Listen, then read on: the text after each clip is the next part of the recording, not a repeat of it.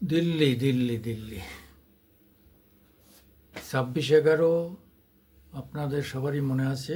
মুম্বাই তাজ hotel. তারপরে হচ্ছে 9/11/2001 হচ্ছে ওয়ার্ল্ড, মানে ওইটাই আগে, ওয়ার্ল্ড ট্রেড সেন্টার আমেরিকার। আর আজকে আজকে কত, 10/11 দিল্লি। অদ্ভুত, সবকটাই 11, সব নভেম্বরে, সব নভেম্বরে। যাই হোক, যা ঘটে গেল তা বলার অপেক্ষা রাখে না। আমাদের গোয়েন্দাদের মুখ নেই, আমাদের স্বরাষ্ট্র দপ্তরের মুখ নেই, আমাদের যারা বড় বড় পোস্টে বসে আছেন তাদের মুখ মলিন হয়ে গেল। অজিত দোভাল কোথা থেকে মুখ দেখাবেন? তিনটে লোক একটা গাড়ি নিয়ে ঢুকে গেল।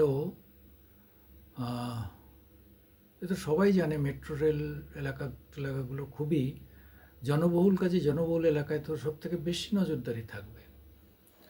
সেখানে কার প্লটে পরিষ্কার এই নিয়ে ঢুকে গিয়ে ব্লাস্ট করে দিল। এরা তো আত্মঘাতী, এরা তো এদের ট্রেনিংই হয় এরা মরে যাওয়ার জন্যে। ফলে এদের সঙ্গে এটা ওঠা যে কোনো কারোর পক্ষে সম্ভব। কেউ যদি মনে করে আমি মরবো, কাউকে মেরে মরবো, পৃথিবীর কোনো শক্তি তাকে আটকাতে পারে না।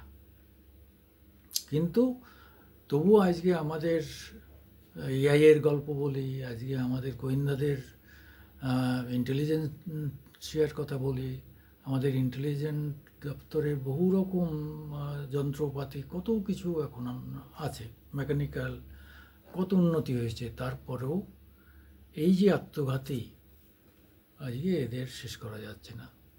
আজকে রাজীব গান্ধীকে যে মেয়েটি যেভাবে আত্মঘাতী হামলায় নিজেকে উড়িয়ে দিয়ে মেরে দিলেন, এইসব আত্মঘাতী এদের আরও ধর্মীয়ভাবে যখন হয় না তখন ভয়ঙ্কর। তাদের আর ডাইনে বায়ে পিছনে কিছু চিন্তা থাকে না। 72 হুর পাওয়া যাবে আর বিরাট কিছু হবে, তার নাম হবে, সুনাম হবে। এবং টেররিস্টদের সত্যিই তো তাদের সমাজে ভীষণ ভীষণ হাই রেট, হাই রেসপেক্ট, দুটোই। আমাদের যেমন কেউ একটা খারাপ কাজ করলে তার বাবা মা কেউ মুখ দেখাতে পারে না রাস্তায়, কিন্তু এদের উল্টোটা, এই ধরনের সন্ত্রাসীদের তার বাবা মাদেরও। যাই হোক, যা ঘটে গেল, এখনও আরও কত কি ঘটবে আমরা জানি না। অনেকেই বলছে যে তাহলে কি যে কোনো মুহূর্তে আজকে রাতেই হয়তো পাকিস্তান আক্রান্ত হতে পারে। পাকিস্তান ভয়ে থরথর করে কাঁপছে। এটা ভাবার কোনো কারণ নেই, কারণ হচ্ছে ওরা যখন এই কাজগুলো করে ওরা জানে যে আমাদের পাল্টা আঘাত আসবে। ওরা এতটা ডেসপারেট। ওরা তো আর দেশকে বাঁচানোর চিন্তা করে না যে অর্থনৈতিকভাবে খাদ্য বস্ত্র এইসব নিয়ে আমরা সমস্ত মানুষকে সুস্থ রাখবো। ওদের এই চিন্তা নেই। ওদের চিন্তা হচ্ছে সন্ত্রাস করলেই ওরা উপরাল্লার কাছে, ওদের খোদাতাল্লার কাছে মহান হয়ে যাবে। বাংলাদেশ দেখলেন না, সন্ত্রাসীদের হাতে চলে গেল।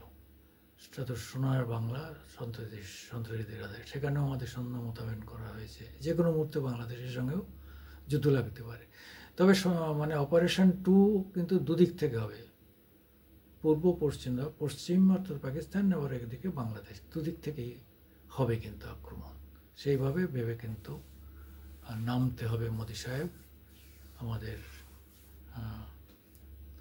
আমাদের সৈন্যবাহিনীকে সেটা তারা নিশ্চয়ই জানেন, আমাদের থেকে তারা কম জানেন না। কিন্তু এই আকস্মিক হামলা, এই আত্মঘাতী হামলা, সত্যি যতই বলি না কেন আমরা দেখেছি এই হামলা খুব কঠিন। বেছে নেয় নভেম্বর, যে সময় প্রচণ্ড শীত নেই, প্রচণ্ড গরমও নেই। হ্যাঁ, তাই আবার বলতে হয় এটা হচ্ছে 10/11, তার আগে হয়ে গেল 26/11, দুটোই ভারতের আর একটা আমেরিকায় 9/11। সবাই ভালো থাকবেন। আমার আজকের দিন ইউটিউবে আপনাদের সবাই স্বাগত জানাই। আমাদের একটু সাবস্ক্রাইব করে সাহায্য করবেন প্লিজ প্লিজ প্লিজ।